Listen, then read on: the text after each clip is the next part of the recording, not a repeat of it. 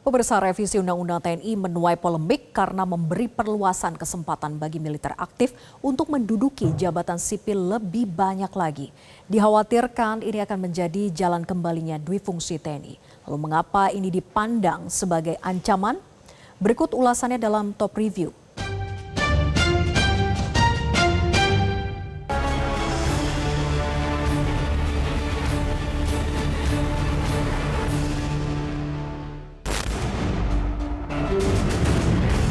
Inilah suasana Hotel Fairmont, Jakarta, tempat di mana Komisi 1 DPR RI menggelar rapat panitia kerja atau Panja Revisi Undang-Undang Nomor 34 Tahun 2004 tentang Tentara Nasional Indonesia atau TNI. Rapat panja di Hotel Bintang 5 ini digelar selama 2 hari, yakni 14 hingga 15 Maret 2025. Pembahasan revisi Undang-Undang TNI secara resmi dimulai pada 11 Maret 2025 saat pemerintah menyerahkan daftar inventarisasi masalah atau DIM kepada Komisi 1 DPR. Selanjutnya, Komisi 1 DPR menggelar rapat panja bersama pemerintah pada 14 hingga 16 Maret 2025 di Hotel Fairmont, Jakarta untuk membahas DIM tersebut. Ya, panja kan sudah mendapat DIM dari pemerintah ketika Pak Safri memberikan ke DPR. Nah, itu yang kita bahas, kita adu dengan DIM kita. Mulai di titik koma, tetapi yang paling penting klasternya. Kan kalau kita klaster ada 3. Yang pertama soal kedudukan TNI dan hubungannya dengan Kemhan. Kemudian soal penambahan usia. Dan yang terakhir nanti, kemana saja TNI boleh bertugas yang tanpa harus meninggalkan jabatan atau karir militernya. Itu 3 yang kita bahas.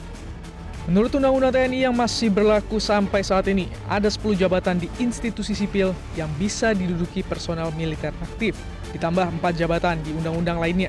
Pada revisi Undang-Undang TNI ini akan ada perluasan 1 posisi lagi. Oke, jadi begini ya, dari Undang-Undang TNI ya, yang lama itu kan 10, oke, sudah final itu. Nah, kemudian selama era reformasi, itu muncul itu 4 undang-undang di mana prajurit TNI aktif bisa masuk di situ. Plus Bakamla, jadi 5. Nah, gitu ya. Ya sudah dikunci seperti itu. Kemudian kami nanti akan diskusi soal Badan Perbatasan Nasional, Badan Perbatasan. Apakah ini perlu masuk lagi ada prajurit TNI aktif di sana atau tidak? Ya, kita akan diskusikan pagi ini. 1 itu, ya. Kalau itu sudah diketok nanti di luar itu, ya harus pensiun. Kalau berbicara soal bulog, gitu. Meski disebut perluasan terbatas, namun dalam draft revisi terdapat penambahan pada pasal 47 ayat 2. Selain 10 kementerian dan lembaga yang bisa dimasuki TNI aktif yang ada di pasal 47 ayat 2, ada penambahan frasa, serta kementerian atau lembaga lain yang membutuhkan tenaga dan keahlian prajurit aktif sesuai dengan kebijakan Presiden. Penambahan frasa ini dianggap berbahaya karena dapat membuat tafsir luas, sehingga memungkinkan penempatan prajurit TNI aktif tidak terbatas hanya pada 10 kementerian dan lembaga yang disebut dalam Undang-Undang TNI saat ini. Gagasan mengenai demokrasi yang kita perjuangkan bersama pada reformasi politik 1998 itu kan sebenarnya supremasi sipil. Supremasi sipil itu mengandaikan bahwa sipil sebagai otoritas politik yang mendapatkan mandat rakyat melalui pemilihan umum itu harus menjadi aktor utama otoritas politik yang mengendalikan sebenarnya tata kelola militer aktif sebagai alat negara. Itu yang pertama. Pertanyaan kemudian adalah bagaimana supremasi sipil itu dilembagakan. Pelembagaannya tentu melalui peraturan perundang-undangan. Dalam konteks ini Undang-Undang TNI. Maka ketika Undang-Undang TNI itu sudah menggariskan bahwa operasi militer selain perang atau jabatan-jabatan sipil yang mungkin dimasuki oleh militer aktif hanya 10, yaitu saya kira bagian dari bagaimana sipil itu mengatur mengenai penugasan militer ke dalam jabatan. Salah satu alasan dibukanya personel TNI aktif dalam jabatan sipil adalah jumlah perwira tanpa jabatan terus bertambah dan ratusan lulusan sekolah staf komando setiap tahun. Jika rekrutmen Sesko tidak ditekan, bakal ada 600 perwira menganggur pada 2027. Namun pertimbangan itu dikritik koalisi masyarakat sipil untuk reformasi sektor keamanan. Soal penemukan perwira itu bisa diatasi dengan beragam cara. Dan ini ada beberapa hal yang bisa dilakukan, ya. Bisa pensiun dini dulu, kalau mau masuk pensiun dini dulu, dan lain sebagainya. Merit system, zero growth, dan lain sebagainya untuk mengatasi penumbukan perwira. Bukan perwira numpuk, lempar di jabatan sipil, nggak bisa begitu. Kasihan birokrasi sipil. Polemik penempatan anggota TNI pada jabatan sipil rupanya membuat gerah Kepala Staf Angkatan Darat, Jenderal Maruli Simanjuntak. Ia menuding kritik terhadap pengkaryaan prajurit aktif dilakukan oleh orang dengan otak kampungan yang mau menyerang institusi TNI.